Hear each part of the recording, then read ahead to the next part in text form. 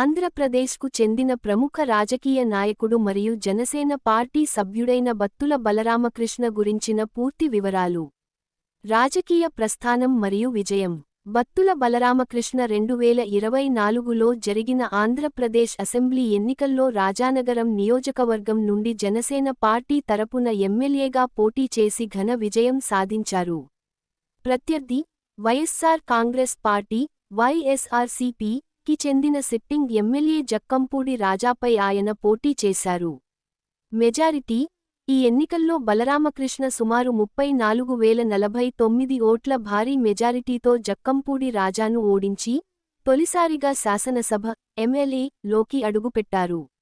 వ్యక్తిగత వివరాలు. అఫిడవిట్ ఆధారంగా ఎన్నికల కమిషన్కు సమర్పించిన వివరాల ప్రకారం ఆయనకు సంబంధించిన కొన్ని ముఖ్యమైన విషయాలు. తండ్రి పేరు రామారావు బత్తుల. వయస్సు సుమారు 38 నుండి 40 సంవత్సరాలు. విద్యార్హత గ్రాడ్యుయేట్ డిగ్రీ. ఆయన విశాఖపట్నంలోని ఆంధ్ర యూనివర్సిటీ పరిధిలోని ప్రభుత్వ డిగ్రీ కళాశాల నుండి 2014లో పట్టా పొందారు. వృత్తి స్వయం ఉపాధి వ్యాపారం. భార్య వెంకటలక్ష్మి గృహిణి.